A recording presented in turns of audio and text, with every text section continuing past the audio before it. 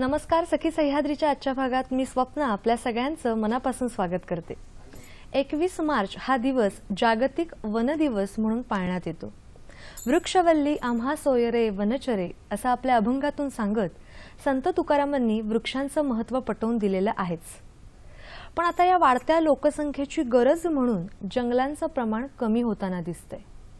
मग या शहरीकरणाच्या काळात झाडांचे फायदे तर अनेक आहेतच, मग नेमके हे झाडांचे फायदे करून घ्यायचे असतील तर बागकामाला पर्याय नाही। आणि बागकाम हा एक असा छंद आहे जो घरातल्या एखाद्या व्यक्तीने जरी जोपासला तरी त्याचा फायदा आपसुकच घरातल्या सगळ्या व्यक्तींना होत असतो। मग आजच्या या फ्लॅट संस्कृतीमध्ये किंवा इमारतीच्या संस्कृतीमध्ये नेमकं बागकाम कसं करता येईल बरं, आणि त्यासाठी नेमकी कोणती काळजी घेता येईल हेच जाणून घेण्याच्या उद्देशाने आजचा आपला सखी सह्याद्रीचा भाग। आजचा विषय काय आहे तो पाहून घेऊया। आजचा आपला विषय आहे परसबाग आपली छान। आणि या विषयावर मार्गदर्शन करण्यासाठी आपण तितकेच तज्ञ व्यक्ती आमंत्रित केलेली आहे। आपण त्यांची ओळख करून घेऊया। सर्वप्रथम डॉक्टर नंदिनी बोंडाळे मॅडम, नमस्कार। नमस्कार। सखी सह्याद्री कार्यक्रमात अतिशय मनापासून स्वागत करते। धन्यवाद। मॅडम बद्दल ओळख करून द्यायची म्हणजे Tata institute of fundamental research Mumbai येथे संशोधक म्हणून त्या कार्य करत आहेतच। याशिवाय 2002 पासून गृहवाटिका या संस्थेतर्फे कुंडीतील बागा कशा फुलवायच्या याविषयी त्या प्रशिक्षण देत आहेत। आजचे आपले दुसरे पाहुणे आहेत राजेंद्र भट सर। सर नमस्कार। सखी सह्याद्री कार्यक्रमात तुमचंही मनापासून स्वागत करते। सरांबद्दल ओळख करायची म्हणजे सेंद्रिय कृषी भूषण या पुरस्काराने त्यांना 2012 साली सन्मानित करण्यात आलेलं आहे। याशिवाय गेली 25 वर्ष सेंद्रिय पद्धतीने ते शेती करत आहेतच। Kitchen garden, rain water harvesting, biodiversity या ज्या संकल्पना आहेत, निसर्गाशी अतिशय संबंधित अशा या ज्या संकल्पना आहेत त्या सर प्रत्यक्ष राबवत आहेत आणि त्या बाबतीत सल्लागार म्हणून सुद्धा कार्य करत आहेत। या दोघांकडून नेमकी परसबाग कशी फुलवायची, किंवा आपण असंही म्हणू शकतो की पूर्वीच्या काळी घराच्या आजूबाजूला एक परसबाग अशी जागाच असायची। आता कुठेतरी ही जागा उपलब्ध नाहीये। मग अशा वेळी आपल्याच घरामध्ये शेती करून किंवा छान कुंडीमध्ये शेती फुलवून त्याचा फायदा आपण नेमका कसा करू शकतो याविषयी मार्गदर्शन आपण या दोघांकडूनही करून घेणार आहोत। कार्यक्रमातला तुमचा सहभाग सुद्धा तितकाच महत्त्वाचा आहे। संपर्कासाठी दूरध्वनी क्रमांक काय आहेत ते पाहून घेऊया। 24908050 24988050 022 अर्थातच एसटीडी कोड फिरवायचा आहे मुंबई बाहेरच्या प्रेक्षकांनी, आणि जे प्रेक्षक मोबाईलवरून फोन करणार आहेत त्यांनी। नेहमीप्रमाणे आपण 2 गोष्टी पाळणार आहोत। जेव्हा प्रश्न विचाराल तेव्हा आपल्या दूरदर्शन संचाचा आवाज थोडासा कमी ठेवायचा आहे, म्हणजे तुमचा आवाज, तुमचा प्रश्न आमच्यापर्यंत व्यवस्थित पोहोचू शकेल। आणि विषय कळलेला आहेच की परसबागाशी संबंधित आपण जर नेमके प्रश्न विचारले तर मला वाटतं आपल्या दोन्ही पाहुण्यांकडून आपल्याला जास्तीत जास्त माहिती करून घेता येईल आणि आपली ही चर्चा उत्तरोत्तर खुलत जाईल। लगेचच करूया चर्चेला सुरुवात। दोघांचं पुन्हा एकदा मी या कार्यक्रमात स्वागत करते। जसं आपण म्हटलं तसं की 21 मार्च हा दिवस जागतिक वन दिवस म्हणून पाळण्यात येतो। खरं तर एकच दिवस पाळून नाही होणार आहे, कारण का आता झाडांचं महत्त्व तितकंसं वाढलेलं आहे। पूर्वीपासून ते महत्त्व आहे कारण झाडांचे अनेक फायदे आहेत। फक्त आपण आता सध्या आपली गरज म्हणून वृक्षतोडीला एक पर्याय स्वीकारलेला आहे वृक्षतोडीचा असं आपण म्हणूया। पण मग नेमकं वृक्ष संवर्धनासाठी जो हा दिवस साजरा केला जातो त्यामागची पार्श्वभूमी काय सांगाल सर? प्रत्यक्षामध्ये आता मगाशी तुम्ही सुरुवात करताना तुकाराम महाराजांचा अभंग घेतलात, त्याच्यामध्ये त्याच्या आधीच्या काळात इसवी सनाच्या 9व्या ते 8व्या शतकामध्ये वराहमेर नावाचे एक आपल्याकडे शास्त्रज्ञ होऊन गेले। बरं। त्या वराहमेरांनी त्या काळात भरपूर जंगल वगैरे असताना सुद्धा त्यांच्या एका श्लोकाचा अर्थ असा आहे की जोपर्यंत पर्वत, डोंगर हे घनदाट जंगलाने आच्छादित असतील तोपर्यंत त्याच्या परिसरात राहणाऱ्या सगळे सजीव सृष्टी प्रपोत्रांसकट सुखाने जगू शकेल। प्रपोत्र म्हणजे पतवंड।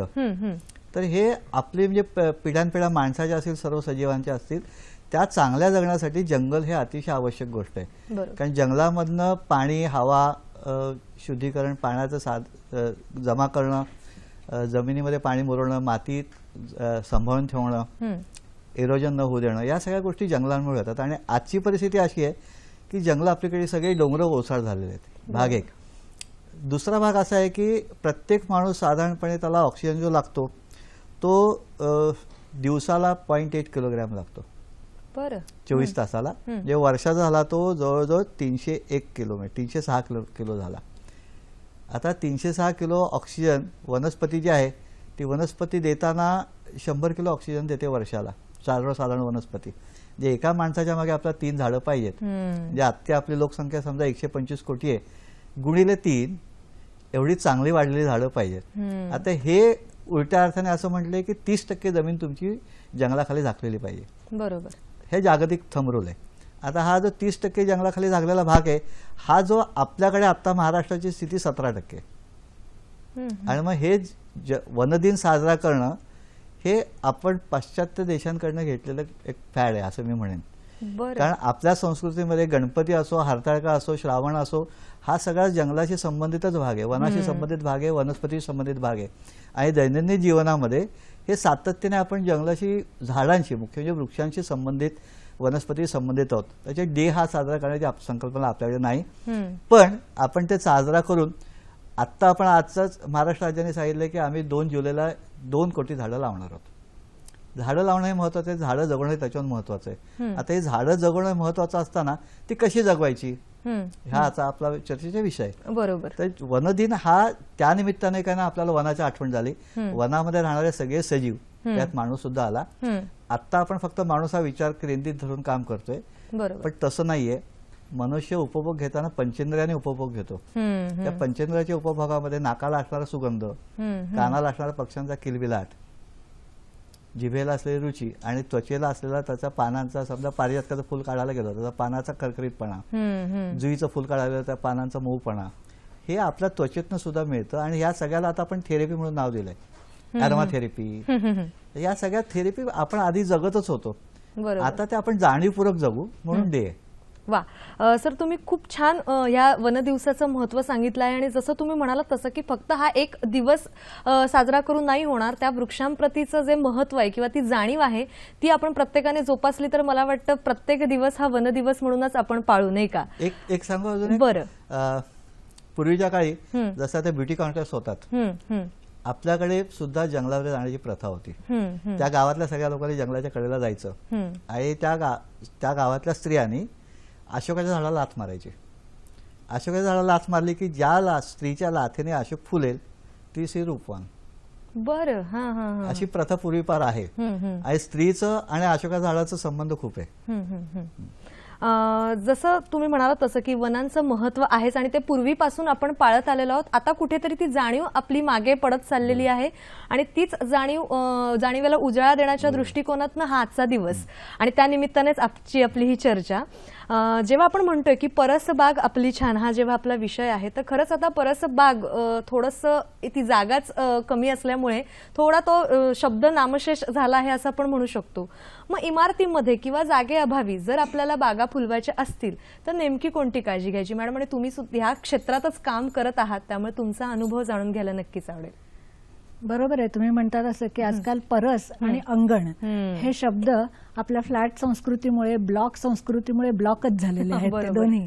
त्यामुळे आपल्याला जी काही झाडं लावायची आहेत किंवा आपल्याला जे काही जंगल फुलवायचं आहे, आपण म्हणतो की आपण आजकाल सिमेंट कॉन्क्रीटच्या जंगलामध्ये राहतो. सो जंगल ह्याचा अर्थ काय की भरपूर आणि जास्त जिथे सगळ्या गोष्टी आहेत असं. मग जंगल आपण जेव्हा झाडांचं, म्हणजे जंगल हा आपला झाडांशी संबंधित शब्द आहे, त्यामुळे काय आहे की भरपूर झाडं आहेत आणि गर्द जिथे छाया आहे अशी जागा, म्हणजे त्याला आपण ज्यावेळेला जंगल म्हणतो.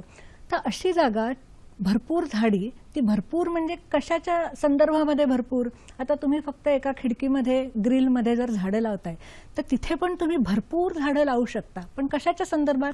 त्या एकंदर खिडकीच्या आकारमानाने तुम्ही तिथे भरपूर झाडं लावता. तुम्हाला समजतं भरपूर ह्याचा अर्थ सापेक्षतेने घेतल्यामुळे. तर त्यामुळे कुठलीही जागा अशी नाही की जिथे आपण झाड लावू शकत नाही आणि कुठलीही जागा अशी नाही की जिथे आपण जंगल, ज्याला आपण म्हणतो, आपण केसांचं काय जंगल झालंय असं म्हणतो ना, म्हणजे अर्थ त्याचा काय आहे की भरपूर असं. तर हे आपण आजची फ्लॅट संस्कृती जरी आली तरी आपल्याला ते करता येत नाही असं नाही, फक्त आपण ते केलं पाहिजे. मग आता फ्लॅट संस्कृतीमध्ये कुठे कुठे आपल्याला ते करता येईल तर ज्यांच्याकडे बाल्कनी आहे ते बाल्कनीमध्ये करू शकतात, ज्यांच्याकडे टेरेस आहे ते टेरेसमध्ये करू शकतात. अगदीच काही नाही तर आजकाल खिडकीच्या बाहेर ग्रिल लावलेलं असतं, त्या ग्रिलमध्ये तुम्ही कुंड्या ठेवू शकता. आणि त्या कशा ठेवायच्या, काय ठेवायच्या हे सगळं मात्र समजून घ्यायला पाहिजे. त्याच्याविषयी आपण बोलूच यापुढे. परंतु कुठलीही जागा झाड लावण्यासाठी वर्ज्य नाही. आणि कुठलंही छोट्यात छोटं, मी तर म्हणते नारळाची करवंटी ही नैसर्गिक कुंडी आहे. नारळाची करवंटी 2 भाग ज्या वेळेला नारळाचे आपण करतो त्यावेळेला एका भागाला 3 छिद्र असतात आणि एका भागाला छिद्र नसतं. तर ती जी 3 छिद्र असलेला जो भाग आहे ते इतकी छोटं जरी असलं तरी त्याच्यामध्ये तुम्ही छोटंसं झाड लावू शकता. त्यामुळे माझ्याकडे कुंडी नाही म्हणून मी झाड लावत नाही, ती आणीन त्यावेळेला लावीन असं म्हणायची काही गरज नाही. कुठेही लावा आणि सुरुवात करा. वा वा वा, सुरुवात करणं महत्वाचं आहे. आणि मला वाटतं आपण या आजच्या वन दिवसाच्या निमित्ताने हाच संकल्प करूया. आपल्याला एक फोन आलेला आहे, तो आपण घेऊया. रवींद्र कुडाळकर आपल्याशी बोलतात पुण्याहून. नमस्कार सर. नमस्कार. माझे 3 प्रश्न आहेत. पहिला प्रश्न असा आहे की फ्लॅट संस्कृतीमध्ये परसबाग फुलवताना त्यासाठी लागणारे चांगले साहित्य दर्जेदार मिळेल अशा विचार कशा पद्धतीने करावा, म्हणजे चांगले साहित्य कुठे मिळेल हा पहिला प्रश्न. दुसरं म्हणजे असं की घरच्या घरी बाग फुलवताना मध्यमवर्गीयांना कमीत कमी खर्च करणं योग्य असते, तर कमीत कमी खर्चात ही बाग कशी फुलवावी. आणि तिसरं असं की पावसाने बाग खराब होणार नाही यासाठी काय काळजी घ्यावी. धन्यवाद. धन्यवाद सर. जसं आपण आता मगाशीच तुम्ही मॅडम म्हणालात की परसबाग फुलवायची म्हणजे आपण कुठलीही जागा झाडांसाठी वर्ज्य नाहीये. मग अशा वेळेला फक्त सुरुवात करणं महत्वाचं आहे. आणि ती सुरुवात करतानाच त्यांचा हा प्रश्न अतिशय पूरक आहे की समजा जर फ्लॅट संस्कृतीमध्ये परसबाग आपल्याला फुलवायची आहे तर त्यासाठी साहित्य चांगल्या दर्जाचं, नेमकी म्हणजे ही सुरुवात कशी करायची किंवा साहित्य कुठून आणायचं, काय करायचं. बरोबर आहे. आता झाड लावायचं म्हणजे साहित्य काय लागणार, तर झाड ज्याच्यामध्ये लावायचं ती म्हणजे एक कुंडी, त्याला आपण कुंडी म्हणूया. मग आता ही कुंडी चांगल्या प्रकारची, याचा अर्थ काय, तर झाडाच्या दृष्टीने चांगली कुंडी ह्याचा अर्थ ज्या कुंडीमधनं पाण्याचा निचरा चांगला होतोय, याचा अर्थ जे काही कंटेनर आहेत, जी काही कुंडी आपण म्हणतोय त्याला व्यवस्थित भोकं आहेत, हे त्याचं पहिली साहित्य चांगलं आहे की नाही हे समजण्याची खूण झाली. आता चांगलं जेव्हा आपण म्हणतो त्यावेळेला ते चांगलं दिसणं हा जर भाग असेल तर मग आज सिरॅमिकच्या कुंड्या आहेत, प्लास्टिकच्या कुंड्या आहेत, वेगवेगळ्या आकारांमध्ये येतात, त्याचा आपण उपयोग करू शकतो. परंतु झाडाच्या दृष्टीने जर बघायला गेलं तर एक कंटेनर आणि त्याला व्यवस्थित भोकं असणं हे गरजेचं आहे. सो हे पहिलं साहित्याची सुरुवात म्हणजे झाड लावण्यासाठी. कुंडी झाल्यानंतर आता झाड लावायचंय याचा अर्थ त्याच्यामध्ये झाडाला आपल्याला माती घालायला लागेल. ती माती हा दुसरा साहित्यातला भाग झाला. तिसरी गोष्ट, आजकाल झाड जनरली नर्सरीमध्ये जाऊन विकत आणलं जातं, त्यामुळे मी तेच गृहीत धरते, जर नर्सरीमध्ये जाऊन झाड तुम्ही विकत आणाल तर हे साहित्यातलाच तो एक भाग झाला की तिसरा भाग झाला. आणि जर समजा आपल्याला बीपासनं करायचंय किंवा आपल्याला फांदी लावून करायची आहे तर जे झाड लावायचंय त्याची प्रोपागेशनची म्हणजे ते वाढवण्याची जी पद्धत आहे त्याप्रमाणे त्याचं बी किंवा त्याचा कंद किंवा त्याची फांदी हे तिसरी गोष्ट झाली.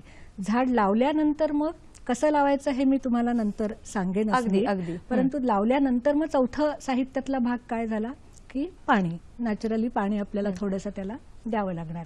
आणि सगळ्यात महत्वाची गोष्ट जी मी आत्ता सुद्धा सांगताना शेवटी सांगतेय आणि असंच इन जनरल ती विसरली जाते, ती म्हणजे सूर्यप्रकाश.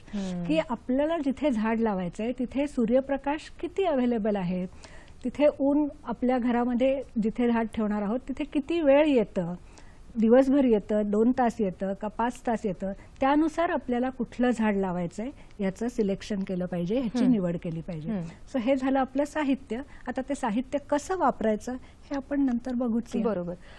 त्यांचा दुसरा प्रश्न असा होता की घरच्या घरी परसबाग फुलवण्यासाठी जे साहित्य लागतं हे तर मॅडमने सांगितलेलं आहेच, पण मग कमीत कमी खर्चामध्ये आपण ही परसबाग नेमकी कशी फुलवायची.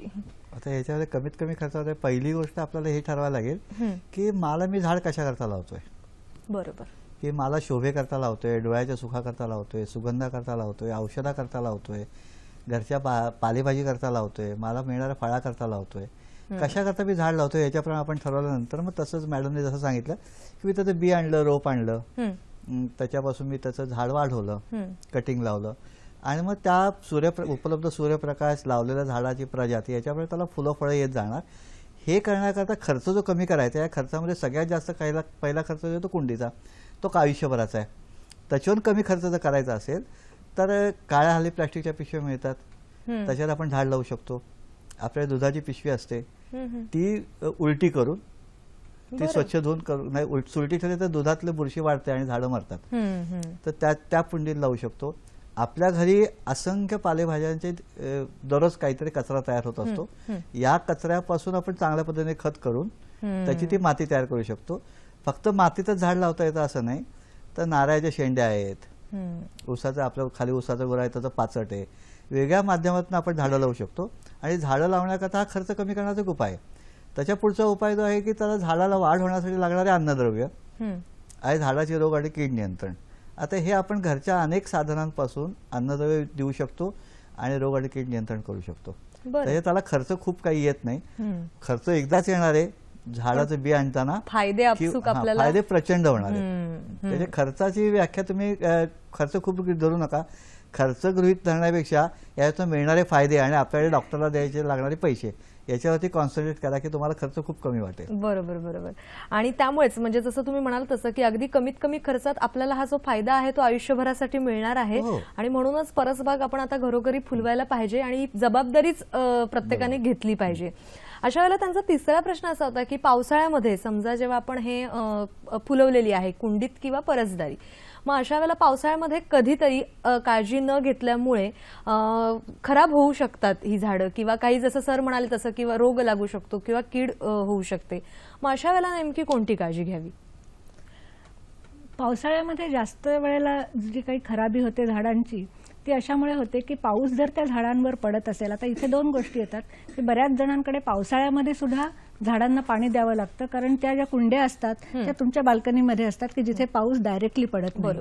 परंतु त्या कुंड्यांवरती डायरेक्टली जर पाऊस पडत असेल, थोडक्यात भरपूर पाऊस पडतोय असं गृहीत धरूया, तर खराब जे काही होतं झाड ते जास्त झालेल्या पाण्यामुळे होतं. आणि जास्त पाणी केव्हा होतं की त्या कुंडीतनं पाण्याचा निचरा नीट होत नाही. कारण नाहीतर जमिनीमध्ये झाडं असतातच, किती पाऊस पडला तरी जर पाणी साचलं नाही तिथे कुठेही, तर पाण्याचा निचरा जर नीट होत असेल तर कुठल्याही झाडाला कधीही धोका पोचत नाही.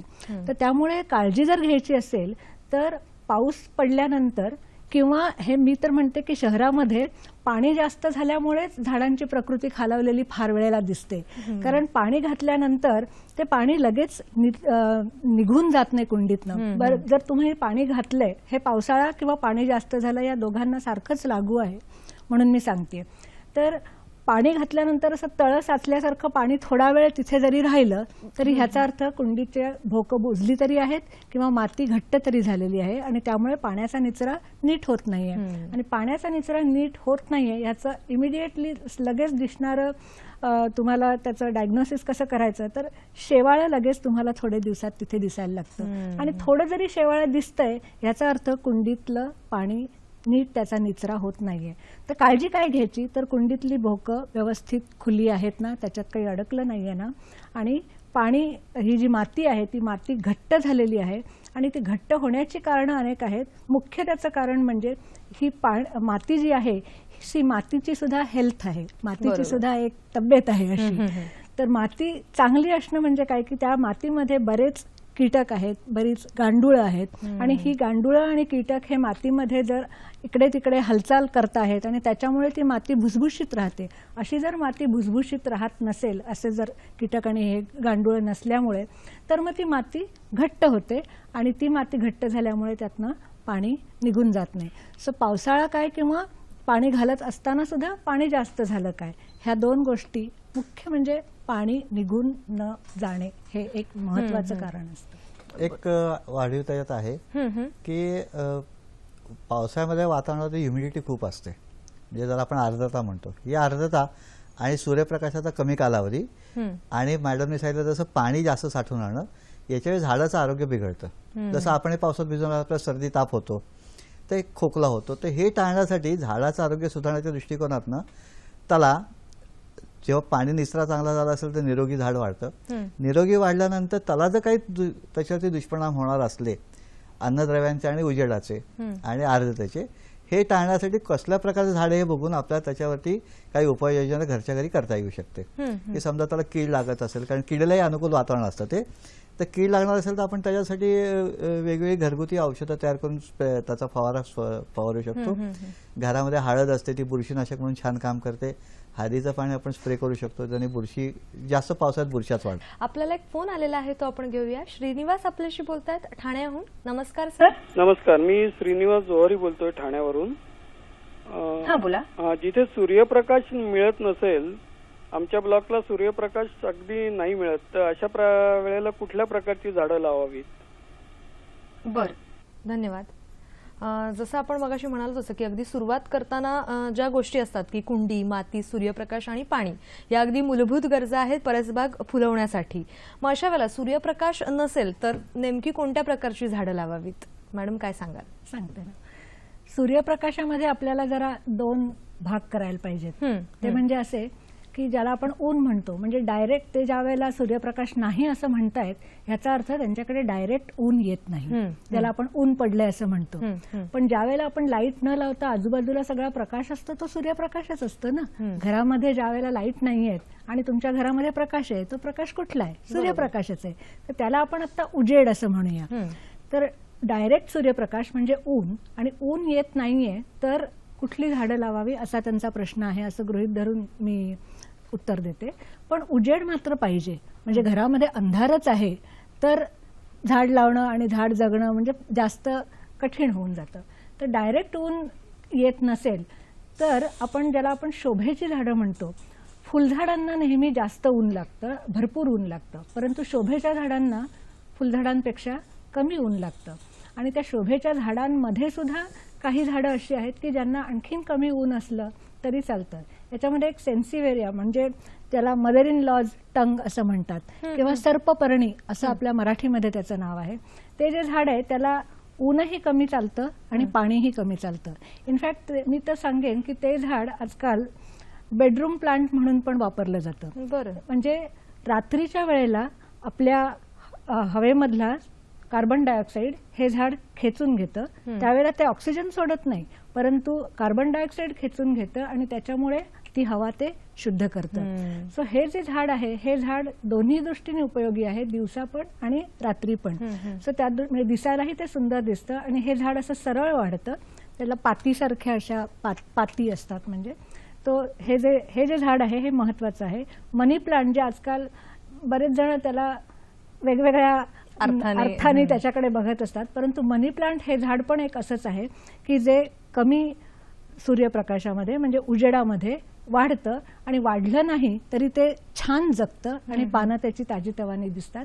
सो मनी प्लांट पण असं एक छोटंसं काडी वगैरे नाही लावायची, भरपूर मनी प्लांट तिथे आपण हे केलं पाहिजे, पसरवलं पाहिजे की जेणेकरून ग्रीनरी म्हणजे हिरवाई पण तुम्हाला दिसेल जरी ऊन येत नसलं तरी सुद्धा.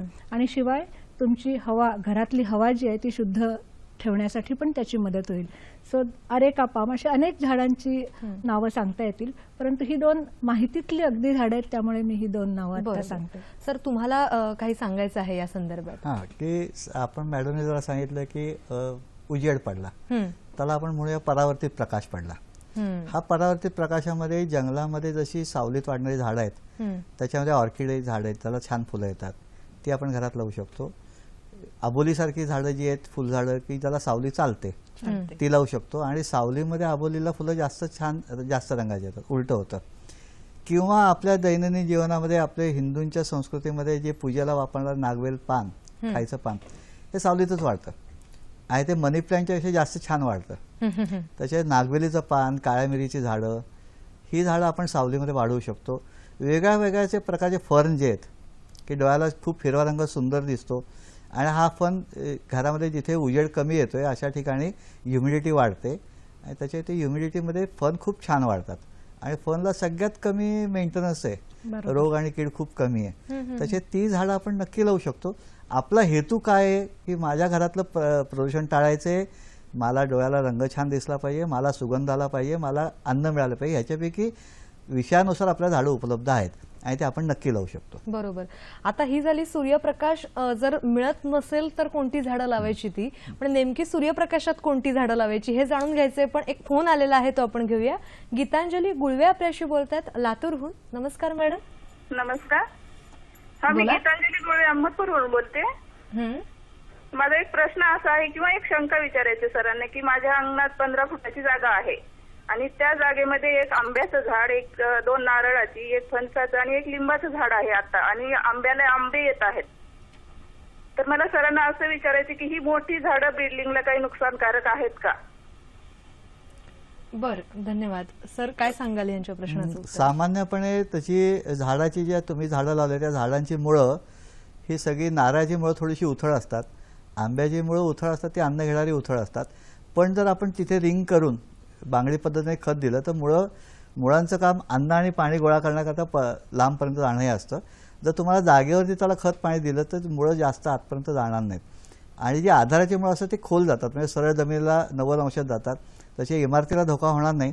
पण शक्यता अशी आहे की नारळाचं झाड जागा कमी आहे, 15 फुटाची जागामध्ये तुम्ही झाडं लावलेत, नारळाच्या झावळ्या जास्तीत जास्त उन्हाळ्यामध्ये पडतात आणि त्यावेळेस झाडांना आंबे लागलेले असतील, त्याचे आंब्याचं झाड तुटण्याची शक्यता जास्त आहे.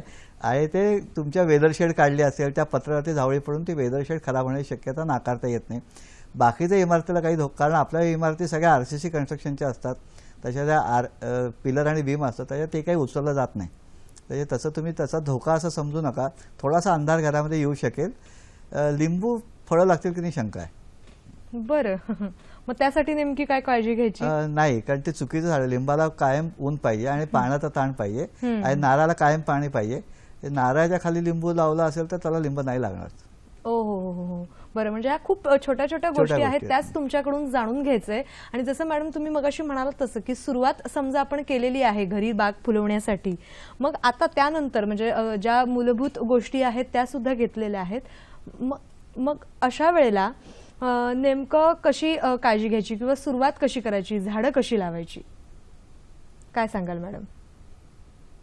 ओके, आता आपल्याला कुंडीमध्ये झाड लावायचं आहे असं आपण घेऊया. आता मी थोडक्यात त्याचं वर्णन सांगते तुम्हाला कसं झाड लावायचं ते, म्हणजे मग तुम्हाला प्रत्यक्षामध्ये ती कृती करता येईल. एक प्लास्टिकची कुंडी घेतली असं धरूया, प्लास्टिकची असो मातीची असो, कुंडी कुठलीही घ्या.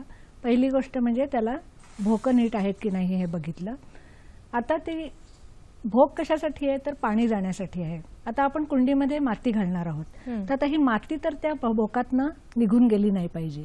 त्यामुळे आपल्याला काय करायला पाहिजे की थोडक्यात ते भोक बुजवायला पाहिजे. बुजवायला पाहिजे ह्याचा अर्थ पूर्णपणे बुजवायचं नाहीये, त्यातनं पाणी तर जायला पाहिजे पण माती जायला नको. त्यामुळे मी नेहमी सांगत असते की कुंडीच्या खाली एक नारळाच्या शेंड्यांचा थर घालायचा. नारळाच्या शेंड्यांच्या थराने काय होतं की ते भोकावरती छानपैकी जाळी आच्छादन होतं, जशी काही जाळी बसते आणि त्यातनं पाणी तर सहज निघून जातं. आता ही आणि ह्या नारळाच्या शेंड्या ज्या आहेत ना त्या चांगल्या 8 ते 10 वर्ष म्हणजे घेतात कुजण्यासाठी, अगदी पूर्णपणे त्याची माती होण्यासाठी. 5-6 वर्ष तर घेतातच म्हणजे त्या पटकन कुजून जात नाहीत त्या. तर चांगला नारळाच्या शेंड्यांचा जाड थर द्यायचा. त्याच्यानंतर मग त्याच्यावरती मातीचा एक थर द्यायचा. आता ही कुठलेही झाड लावण्यासाठी जसं आपण ज्या वेळेला एखादी बाई गर्भवती असते तर त्यावेळेला बाळ चांगलं होण्यासाठी ही बाई काळजी घेत असते, बरोबर आहे. आपण म्हणजे बाळ चांगलं होण्यासाठी आपण त्याची आधीच काळजी घेतो. त्या बाळाला काहीतरी झालंय आणि म्हणून मग आता काहीतरी करायचं, त्याच्याऐवजी थोडक्यात आपण प्रिव्हेंटिव्ह किंवा आधी काळजी घेतो. तसंच झाड लावण्याच्या आधी आपण आधीच त्याची काळजी कशी घेऊ शकतो तर ही जी माती घालणार आहोत ती मातीच चांगली आहे हे आपण आधी बघितलं पाहिजे. आता चांगली म्हणजे काय तर माती आपण ज्या वेळेला ह्याला घालणार आहोत झाडाला, ती माती कुठलीही घ्या तुम्ही, ती काळी आहे का लाल आहे का मुरुम आहे, इथे मी जास्त त्याचं विश्लेषण करत बसत नाही. परंतु जी काही माती अवेलेबल असेल त्याच्यामध्ये साधारणपणे 1:1 ह्या प्रमाणामध्ये कंपोस्ट मिसळावं. कंपोस्ट ह्याचा अर्थ काय की कुजणारे पदार्थ कुजून तयार झालेली माती, हे कंपोस्ट आणि थोडंसं शेणखत. तर शेणखत किती घालायचं असतं साधारण जे आपल्याला जेवढा मातीचा भाग आपल्याला घ्यायचा आहे त्या टोटल मातीच्या प्रमाणामध्ये 1/8 शेणखत. म्हणजे साधारणपणे आपल्याकडे एवढी जर कुंडी असेल तर त्याला 1 पसाभर शेणखत पुरे आहे. म्हणजे 1-2 मुठी शेणखत घातलं तर ते त्याला जास्त होईल. तर त्यामुळे एवढं शेणखत हे जे मिश्रण आहे, हे मिश्रण आपण हे झाड लावण्यासाठी वापरू शकतो. आणि हे म्हणजे छान माती. म्हणजे थोडक्यात त्या झाड लावण्यासाठी, त्या झाड चांगलं त्याचा पुढे होण्यासाठी, कीड वगैरे न लागण्यासाठी ही चांगली माती असं आपण धरूया. सो ह्या मातीचा थर, माती मिश्रण म्हणते मी याला, या मातीच्या मिश्रणाचा थर आपण एक त्याच्यावरती द्यायचा. आणि त्याच्यानंतर जर आता आपण झाड विकत आणलेलं असेल तर ते झाड जनरली आपल्याकडे नर्सरीमध्ये पिशव्यांमध्ये झाडं विकत मिळतात. तर बऱ्याच वेळेला मी असं बघितलंय की म्हणजे फार मला आश्चर्य वाटलं ते बघून की त्या बाईंनी मला सांगितलं की मी ती पिशवी काढली, प्लास्टिकची पिशवी काढली आणि त्याची सगळी माती काढून टाकली आणि ते झाड ओपन केलं आणि नंतर ते लावलं. आता त्यामुळे मला हेही लोकांना सांगावं लागतं की अरे झाड असं नाही लावायचं, फक्त ती प्लास्टिकची पिशवी काढून टाकायची. प्लास्टिकची पिशवी काढल्यानंतर काय होतं की जो काही मातीचा गोळा असेल त्यातली काही माती कधीतरी पडून जाते. तर काही मातीच्या गोळ्यातली माती जर पडून गेली ह्याचा अर्थ काय आहे की ते झाड जे आहे त्या झाडाची मुळं शेवटपर्यंत आलेली नाहीये, माती त्या पिशवीच्या टोकापर्यंत. तर ठीक आहे, तो मातीचा गोळा पडून गेल्यानंतर जेवढी काही मातीचा गोळा शिल्लक राहील तो मातीचा गोळा आणि ते झाड या कुंडीमध्ये ठेवावं. आणि त्याच्यानंतर हे जे मातीचं मिश्रण आहे हे मातीचं मिश्रण त्याच्या बाजूनी असं सगळीकडनं घालावं. ते झाड आता मध्ये आहे, कुंडीच्या मध्ये झाड आहे, त्याच्या बाजूनी हे मातीचं मिश्रण घातलं आपण. बऱ्याच जणांना सवय असते की माती घातल्यानंतर ते असं हाताने चेपायची.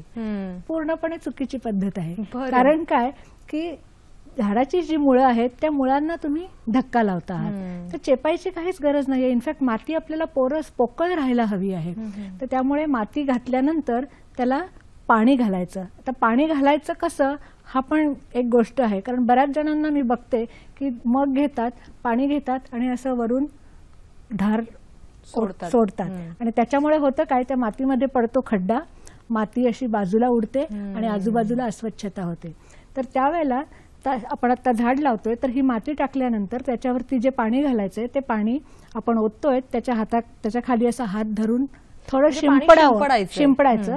आता हे पाणी शिंपडल्यामुळे काय होईल की ती माती खाली बसेल, आपोआप खाली बसेल. मग आता त्याच्यात परत आणखीन माती घालायची आणि परत पाणी शिंपडायचं. अशा पद्धतीने ती माती भरायची, आपल्याला चेपून माती भरायची नाही. ह्या अगदी खूप म्हणजे बेसिक गोष्टी आहेत असं आपण म्हणू शकतो. आपल्याला एक फोन आलेला आहे तो आपण घेऊया. शुभांगी आपल्याशी बोलतात आसनगावहून. नमस्कार मॅडम. हॅलो मॅडम, नमस्कार.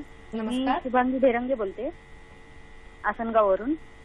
मला प्रश्न विचारायचा आहे की हायड्रोपोनिक्स पद्धतीने कोणत्या रोपांची लागवड करता येते आणि घरच्या घरी भाजीपाल्यापासून खत निर्मिती कशी करता येते? बरं, धन्यवाद. सर काय सांगाल त्यांच्या प्रश्नाचं उत्तर? सध्याच्या जगामध्ये हायड्रोपोनिक्स नावाचं एक तंत्र नवीन विकसित झालेलं आहे आणि हायड्रोपोनिक्सचा वापर करून आपण टोमॅटो, मिरची, वांगी सारखी पिकं घेऊ शकतो. बरं. त्याला सेमी शॅडो चालते.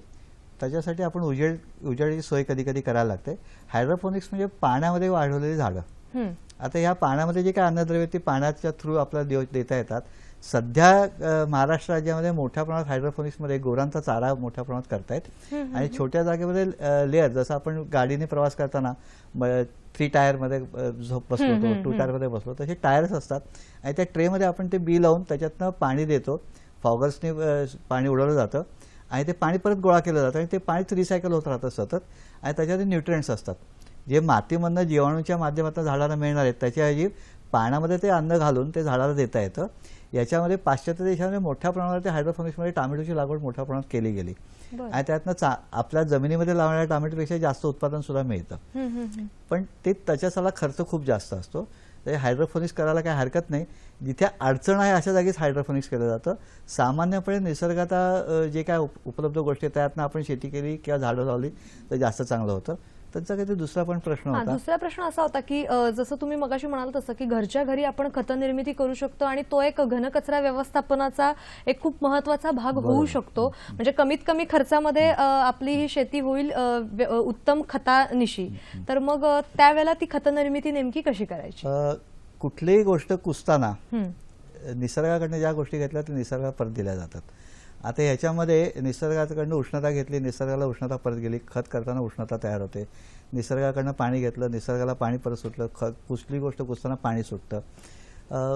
तसं हे करण्याकरता ऑक्सिजनचं प्रमाण खूप मोठ्या प्रमाणात लागतं, म्हणजे प्राणवायू. तर आपण त्याच्यामध्ये खत करायचं, त्याच्यामध्ये सगळीकडनं जर हवा जाणारा घटक असेल, म्हणजे बास्केटमध्ये आपण जर खत केलं आणि ते सगळं त्याच्यात काडी कचरा जो काय आपल्या घरामध्ये राहिलेला पालेभाजी, देठा असतील, सालं असतील फळांची, कोबीची पानं असतील, हे सगळं आपण कंपोस्ट करू शकतो खरकड्यासकट. फक्त तिथे जास्त खरकटं असेल तर ते कुजणार नाही. आणि ह्याच्यासाठी मीडियम म्हणून हवा थोडासा योग्य ओलावा आणि आपल्याकडे जे पूजनीय झाडं सांगितलेली आहेत, जे वड, पिंपळ आणि उंबर, याच्या खालची मुठभर माती ही त्याच्यावर घातली की ते कल्चर झालं. त्याच्यावर ते कुजायची क्रिया फास्ट होते. याला आपण ॲरेबिक मेथड पद्धतीने कंपोस्टिंग म्हणतो. आणि हे त्याला दुर्गंध अजिबात येत नाही. दुर्गंध जर तिथे प्राणवायू मिळाला नाही तर दुर्गंध येतो. आणि त्याची क्षमतेपेक्षा जास्त, आपण क्षमतेपेक्षा जास्त खाल्लं की आपल्याला आजीर्ण होतं, तसं क्षमतेपेक्षा जास्त तिथे काडी कचरा डायरेक्ट शिजवलेला पडला असेल तर तिथे दुर्गंध येतो, नाही तर दुर्गंध येत नाही. आणि हा आपण खूप चांगल्या प्रकारे आपल्या घरातला 100% काडी कचरा जो एकूण कचऱ्याच्या 70% असतो तो आपण टाकून चांगल्या पद्धतीचं खत बनवून आरोग्यदायी झाडं वाढवून त्यातनं आपले चांगलं अन्न, चांगला सुगंध मिळू शकू आणि स्वच्छता राखू शकू. आणखीन जाणून घ्यायचे पण एक फोन आलेला आहे, तो आपण घेऊया. अजय कदम आपल्याशी बोलतायत रत्नागिरीहून. नमस्कार सर. हा नमस्कार. मला भट साहेबांना प्रश्न विचारायचा आहे. विचारा. मी ऍक्च्युली कुंडीतली शेती करण्याचा प्रयत्न करतोय, टाकाऊतून टिकाऊ या पद्धतीने. तर जुने रंगाचे डबे किंवा त्या पद्धतीतले हे वापरून मी माझ्या घरी कोकणामध्ये भाजीचं हे उत्पादन घेण्याचा प्रयत्न करतोय. पण बेसिकली मला प्रॉब्लेम काय येतो की पावसाळ्यामध्ये जे तुम्ही सांगितलं पाण्याचा निचरा, पण कोकणात खूपच पाऊस असतो आणि जे भाजीच्या ज्या कुंड्या लावल्या आहेत त्या म्हणजे कुठे ठेवायच्या हा प्रश्न असतो. तर त्या मी घरामध्ये ठेवून काही पर्टिक्युलर वेळेत त्या ठेवून मग नंतर बाहेर ठेवल्या तर चालतील का? आणि दुसरी गोष्ट, कुंडीमध्ये नेमकी कुठली, कारण मी वेलवर्गीय भाज्या लावल्या त्या तर वारेमाप अशा वाढतात की कुंडीत त्याचं मेंटेन करणं खूपच कठीण होऊन जातं. तर त्या पद्धतीत थोडं जर काही माहिती देऊ शकलात तर धन्यवाद साहेब. धन्यवाद सर. कुंडीतील शेती ते करत आहेत आणि अशा वेळेला त्यांच्या एक शंका आहेत आणि त्या शंकांचं निरसन सर तुम्ही करायचं. हा, त्यातलं एका शंकेचं निरसन मी करतो, पण खरं म्हणजे कुंडीतली म्हणजे मॅडमना प्रश्न हँडल झाला पाहिजे. पण ठीक आहे, तुम्ही झाडं लावताना रत्नागिरी सारख्या ठिकाणी रेनफॉल जास्त आहे, साधारणपणे 2400 ते 2700 रेनफॉल होतो. आणि तिथे जे पाणी साठतं ते त्या पाण्यामध्ये कोकणातली कुठल्याही मातीमध्ये पाणी पकडून ठेवण्याची क्षमता नाही. त्याच्या तिथे पाण्यामुळे झाडं नुकसान होते असं अजिबात होणार नाही. तुम्ही नको त्या सीझनमध्ये नको ती झाडं लावली असेल म्हणून प्रॉब्लेम झाला असेल. आणि वेलवर्गीय झाडं वेळं वाढणारच. आता ते जर आपल्याला कमी जागेत वाढवायचं असेल तर त्याला आपल्याला एक्स्ट्रा अन्न पुरवठा करायला लागेल. मुळांचं काम अन्न पुरवठा गोळा करणं आहे, अन्न गोळा करणं आहे. तर ते आपल्या जागेवरती मिळालं तर तिथे छोट्या पॉटमध्ये सुद्धा आपण वेलवर्गीय भाज्या करू शकू. वेलवर्गीय भाज्यांना आधाराची गरज आहे. तशी तुम्ही काय लावलेत, कारली लावलेत, घेवडा लावलाय का, तोंडली लावलेत का, पडवळ लावले, याच्यावर त्याचा मांडव करणं गरजेचं आहे. रत्नागिरीतच टायरवरती पण त्यांनी टायर गोळा करून त्याच्यामध्ये माती भरून त्याच्यामध्ये वेल लावलेले लोक आहेत आणि ते छान पद्धतीने भाज्या वाढतात. कुंडीमध्ये झाडं वाढवणे खूप अवघड गोष्ट नाही आणि पावसात तर अजिबातही त्याला त्रास होणार नाही, योग्य पावसाची भाजी लावली असेल तर. आपल्याला एक फोन आलेला आहे, तो आपण घेऊया. डॉक्टर प्राजक्ता मुळे आपल्याशी बोलतायत मुलुंडहून. नमस्कार मॅडम. मला आमच्या सोसायटीने आता नियम काढला आहे की एकच कुंडी प्रत्येकाने ठेवायची.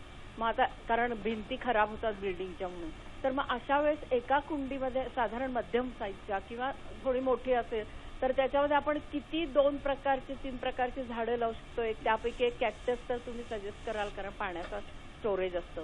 पण त्या व्यतिरिक्त कुठली आपण हे करू शकतो आणि किती रोपं लावू शकतो तेवढं सांगाल तर बरं होईल. Thank you very much. धन्यवाद मॅडम. काय सांगाल, खूप छान असा त्यांनी प्रश्न विचारलेला आहे की घरोघरी जरी परसबाग फुलवायची असेल किंवा बागा फुलवायची असेल तरी आता सोसायटीजचे सुद्धा काही नियम असतात आणि त्यांचा नियम त्यांनी सांगितलेला आहे की एकच कुंडी लावायची. मग अशा वेळेला कुंडीमध्ये कशी रोपं लावायची सांगा मॅडम. ओके, खूपच कन्स्ट्रेंट्स तुमच्यावरती आलेली आहे की एकच कुंडी प्रत्येकाने ठेवायची आणि त्याच्यात पण तुम्ही छान विचार केलाय की एका कुंडीमध्ये एक झाड न लावता 2 ते 3 झाडं कोणती लावायची हा तुमचा विचार आहे आणि तो योग्य आहे. एका कुंडीमध्ये तुम्ही 2 ते 3 झाडं नक्की लावू शकता. आता मगाशी म्हटलं तसं ह्या प्रत्येकाच्या घरी एकच कुंडी, पण प्रत्येकाच्या घरी कुंडी तुम्ही जिथे ठेवणार आहात तिथे पडणारा सूर्यप्रकाश हा वेगळा वेगळा असणार आहे. त्यामुळे कुठली झाडं लावायची म्हणजे थोडक्यात झाडं कोणती निवडायची ह्याच्यासाठी आपल्याला सूर्यप्रकाश आपल्याकडे किती आहे हे पहिल्यांदा लक्षात घेतलं पाहिजे. आता आपण दोन्ही गोष्टींचा विचार करूया ह्याच्यासाठी की सूर्यप्रकाश ज्यांच्याकडे जास्त आहे आणि सूर्यप्रकाश ज्यांच्याकडे जास्त नाही. तर सूर्यप्रकाश ज्यांच्याकडे जास्त आहे त्यांना फारच भाग्यवान आहेत ते की ते फुलझाडं लावू शकतात आणि साधारणपणे 3 ते 4 तास जर सूर्यप्रकाश त्या कुंडीवरती जर पडत असेल तर त्या कुंडीमध्ये त्यांनी एक त्यांना आवडणारं सुंदर फुलझाड तिथे लावावं. आता फुलझाड लावायचं ह्याचा अर्थ फुलझाडामध्ये बरेच प्रकार आहेत. अनेक फुलझाडं अशी आहेत की ज्यांना कमी जास्त सूर्यप्रकाश त्याच्यात पण परत व्हरायटी येते. त्यामुळे तुमची आवड ही महत्त्वाची आहे. परंतु फुलझाड लावू शकता किंवा वेलही लावू शकता. सो एक फुलझाड तुम्ही लावू शकता. त्याच्यानंतर तुम्ही म्हणालात की ते कॅक्टस तर पाहिजेच. आता कॅक्टसला पाणी मगाशी मी सांगितलं तसं कॅक्टसला पाणी कमी लागतं, परंतु ही जे इतर जी झाडं आहेत त्यांना जर पाणी जास्त लागतंय तर कॅक्टस आणि हे तुम्ही एकत्र नाही लावू असं माझी सजेशन असेल. सो कॅक्टससाठी तुम्ही छोटंसं ते घरामध्ये ठेवू शकता, बाहेर ठेवण्याची त्याची गरज नाही आहे. तर ह्या कुंडीमध्ये आता तुम्हाला जी 3 झाडं लावायची आहेत तर आधी पहिल्यांदा एक लक्षात घ्या की एक फुलझाड लावल्यानंतर दुसरी जी 2 झाडांची निवड आहे ती 2 झाडं तुम्ही शोभेची घ्या. शोभेची अशासाठी की त्या मोठ्या फुलझाडाच्या खाली ही 2 झाडं येणार आहेत. त्यामुळे मोठं जे फुलझाड आहे ते फुलझाड सूर्यप्रकाश कव्हर करेल आणि ही 2 झाडांना त्या मानाने सूर्यप्रकाश कमी मिळेल. आणि त्यांची रंगसंगती आणि त्यांची उंची अशी बघा की जसं काही ते एक फ्लॉवर म्हणजे एक ट्रे गार्डन किंवा ती कुंडीमधली एक गार्डनच असं दिसेल. तर त्यामुळे त्या झाडाची उंची 3 झाडांची उंची वेगळी वेगळी असावी. एक मोठं असावं, एक त्याच्यापेक्षा छोटं असावं, एक त्याच्याही पेक्षा छोटं असावं, अशी 3 उंची. आणि त्याच्यानंतर त्यांचा फॉलिएज म्हणजे त्यांची रंगसंगती. तर ही रंगसंगती पण अशी निवडायला पाहिजे की ती जी एकमेकांना शोभून दिसेल, एकमेकांना पूरक असेल. त्यामुळे मी कुठलं झाड असं स्पेसिफिक सांगू शकत नाही कारण ती तुमच्या आवडीप्रमाणे बदलेल. परंतु एक फुलझाड आणि 2 शोभेची झाडं किंवा एक फुलझाड आणि दुसरं आपली ही जी गोकर्ण असते किंवा सदाफुली असते किंवा सोनटक्का असतो ह्यांना सोनटक्का त्या ह्याच्यामध्ये शोभून दिसणार नाही. सो सगळ्यांची पानं पण साधारणपणे एकमेकांना शोभून दिसतील अशा प्रकारे तुम्ही ती कुंडी म्हणजे एक तुमचा शोपीसच आहे अशा पद्धतीने त्याला तुम्ही सजवू शकता असं मी आणि आपल्या आवडीप्रमाणे ही आवड सजावट बदलू शकते. आणि आता समजा सोनटक्का घ्यायचा झाला तर एक सोनटक्का तुम्ही तिथे ठेवाल. त्याच्याच शेजारी मी तर म्हणेन तुम्ही तिथे एक आल्याचा तुकडा पण घाला. त्या आल्याला ऊन येतंय तर तिथे आलं पण चांगलं होऊ शकेल. आल्याची पानं आणि सोनटक्क्याची पानं एकमेकांना पूरक आहेत, दोघांची पानं सारखीच आहेत. आणि मग तिसरं तिथे तुम्ही एखादा फर्न अजून कमी सूर्यप्रकाश लागणार आणि ज्याला काही मेंटेनन्स नाही असं टाकू शकाल की ज्या फर्नची पण पानं परत लांबट असतात. सो अशा पद्धतीने पानांची आणि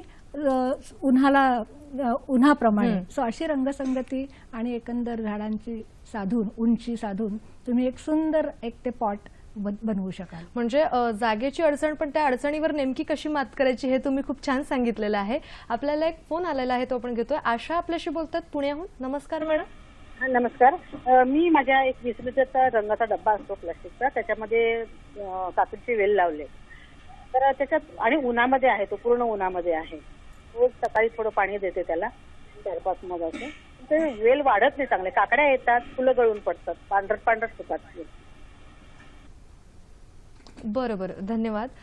सर काय सांगाल? खरं तर वेळ आता घड्याळ कुठेतरी खुणवायला लागले, त्यामुळे अगदी थोडक्यात तुम्ही या प्रेक्षकांच्या काकडीचा वेल जो आहे ते काकडी सर्व वेलवर्गीय भाज्यांना पहिल्यांदा येतात ती नरफुलं येतात आणि नरफुलं साधारण 10-15 नरफुलं येऊन गेल्यानंतर मादी फुलं येतात आणि मादी फुलाच्या मागे जे काय आपण वेल भाजी लावली असेल त्या वेल भाजीच्या फळ तिथे असतं. म्हणजे काकडीच्या मागे काकडी असेल, घोसाळ्याच्या मागे घोसाळा असेल आणि ते परागीभवन करण्याकरता परपरागीभवन तयार होतं कीटकांच्या माध्यमातून. तुमचे ते कीटक जर नसतील आणि मादी फुलं तिथे येत नसतील तर ते बी तुम्ही कुठून आणले त्याच्या बीची समस्या आहे. सूर्यप्रकाश व्यवस्थित आहे, पाणी व्यवस्थित आहे म्हटल्यानंतर तुम्ही थांबा थोडंसं, त्याला मादी फुलं यायला लागतील आणि त्याचं परागीभवन तुम्हाला काकड्या मिळतील. यात काही अजिबात शंका नाही, येणारच. कारण मागे फुल असलं, मादी फळ असलंच पाहिजे, तरच फुल काकडी लागेल आणि ते डोळ्याला दिसतं. बरं, अगदी थोडक्यात तुम्ही आमच्या प्रेक्षकांना काय सांगाल की नेमकी काय काळजी घ्यायची आणि कशी परसबाग फुलवायची, अगदी थोडक्यात, कारण हा विषय खरंच खूप महत्त्वाचा आहे पण घड्याळ कुठेतरी आपल्याला खुणवत आहे. तर मॅडम तुम्ही काय सांगाल अगदी थोडक्यात? आपण सुरुवात ज्याप्रमाणे केली की आपलं घर किती मोठं आहे किती छोटं आहे ह्याच्याकडे न बघता आपल्याकडे एक झाड आपल्याला घराला साजेसं असलंच पाहिजे. त्या झाडामुळे आपल्या घराला जी शोभा येते ते कुठलाही दुसरा तुम्ही 8 पीस आणून ती शोभा येत नाही. त्यामुळे एक झाड तरी असलंच पाहिजे. आणि आता आपल्याला जसा प्रश्न आला होता की एकच कुंडी ठेवायची, तर मग त्याच्यात मी काय करेन, तर एक झाड याचा अर्थ एक कुंडी आलीच, मग त्या एका कुंडीमध्येच तुम्ही 2-3 झाडं मगाशी सांगितल्याप्रमाणेच करा. तुम्ही काय सांगाल त्या बाबतीत? प्रत्यक्षात आपण घरातलं प्रदूषण टाळण्याकरता झाडं लावणार आहोत घरामध्ये. याच्यामध्ये साधारण प्रत्येक झाड आपण जे काय लावू ते दर तासाला 5 मिलीग्रॅम ऑक्सिजन सोडतं. त्याच्यामुळे ते ऑक्सिजन 12 तास प्रकाश असतो, त्या प्रकाशाने ते घरामध्ये ऑक्सिजन क्रिएट होतो, कार्बन डायऑक्साईड खाल्ला जातो. ह्याच्यामध्ये फर्नपासून बाथरूमपासून गॅलरीपर्यंत वेगळे आपण झाडं लावू शकतो आणि हे लावायलाच पाहिजेत. घनकचरा व्यवस्थापन आणि घरामध्ये होणारं वायू प्रदूषण बाहेरच्यापेक्षा घरातलं वायू प्रदूषण जास्त वाईट आहे. हे टाळण्यासाठी आपल्याला हे करायलाच पाहिजे. No option. आणि तुम्हाला जितकी झाडं लावता येतील, गॅलरीत लावा, संडास बाथरूममध्ये लावा, जिन्यात लावा, पण झाड लावा आणि घनकचरा व्यवस्थापन करा, ऑक्सिजन तयार करा आणि कार्बन डायऑक्साईड खा. आणि त्याचा फायदा आपसुकच आपल्याला होणार आहे. त्यामुळे आजच्या या वनदिवशी आपण हाच एक संकल्प करूया की प्रत्येकाने कमीत कमी एक तरी झाड लावलं पाहिजे आणि त्याचा फायदा नंतर आयुष्यभरासाठी आपल्यालाच मिळणार आहे, नाही का? आज कार्यक्रमात इथेच थांबणार आहोत, पण तुम्हाला आमचा कार्यक्रम कसा वाटला हे आमच्यापर्यंत जरूर पोहोचवा. फेसबुकचं माध्यम आहेच, त्यासाठी तुम्हाला टाईप करायचं आहे www.facebook/sakhisayhadri.dd या आमच्या फेसबुक पेजला तुम्ही भेट देऊन तुमचे अभिप्राय नोंदवू शकता. याशिवाय sakhisayhadri@gmail.com या ईमेल आयडीवर मेल्स पाठवून सुद्धा तुम्ही तुमच्या प्रतिक्रिया नोंदवू शकता. आज मात्र कार्यक्रमात इथेच थांबणार आहोत. सर आणि मॅडम तुम्ही दोघेही इथे आलात आणि खूप महत्त्वपूर्ण अशा विषयावर खूप छान मार्गदर्शन केलं. त्याबद्दल सखी सह्याद्री परिवारातर्फे मनापासून धन्यवाद. धन्यवाद.